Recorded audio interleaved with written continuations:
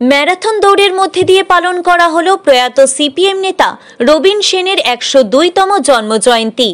একসময় অবিভক্ত বর্ধমান জেলা কমিটির সম্পাদক ছিলেন রবীন বাবু।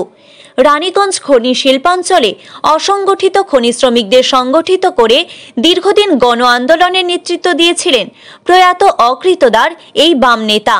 শনিবার প্রয়াত নেতার স্মৃতিতে সিপিএমের পক্ষ থেকে আয়োজিত হয় একটি ম্যারাথন দৌড়ের।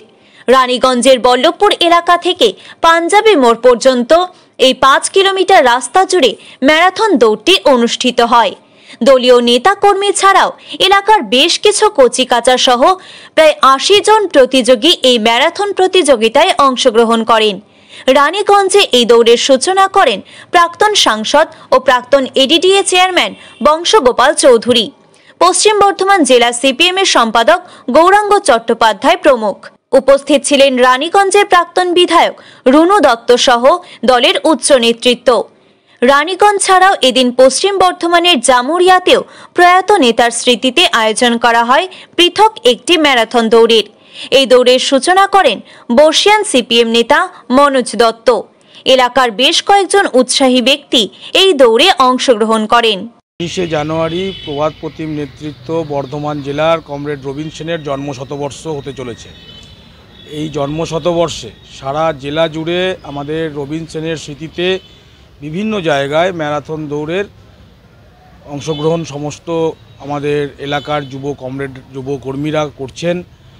ঠিক সেইভাবেই সেই মতোই আমরাও আমাদের এই মহিশিলা অঞ্চলে এই এলাকার যারা খেলাধুলা প্রেমিক ছোট ছোট ভাই বোনেরা আছে তাদেরকে নিয়ে আমরা কমরেড রবীন সেনের স্মৃতিতে একটি সম্প্রীতির দৌড় আমরা পরিচালনা করছি।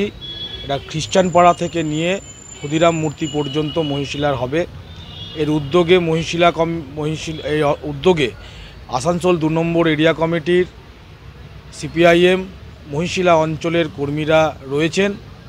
আমাদের এই সম্প্রীতি দৌড়ের মূল উদ্দেশ্য হচ্ছে যে আমাদের এই অঞ্চলের ছেলেমেয়েরা যেন আগামী দিনে মাঠমুখী হয়, খেলাধুলা করে এবং তাদের চেতনার বিকাশ ঘটে এবং তারা জাতি ধর্ম বর্ণ নির্বিশেষে সম্প্রীতির আবহে বাঁচতে পারে। রানীগঞ্জ থেকে সুরজিৎ বাউরির রিপোর্ট, টিভি নিউজ 10। সুলভের সঠিক চিকিৎসার একমাত্র প্রতিষ্ঠান বিবেকানন্দ হসপিটাল। ২৪ ঘন্টা emergency service, blood bank, trauma care. আপনাদের সেবায় আমরা তৎপর। গুণমান ও পরিষেবায় দুর্গাপুর বিধাননগরের ডক্টর জাকির হোসেন এভিনিউর বিবেকানন্দ হসপিটাল শিল্পাঞ্চলের মানুষের মন জয় করেছে।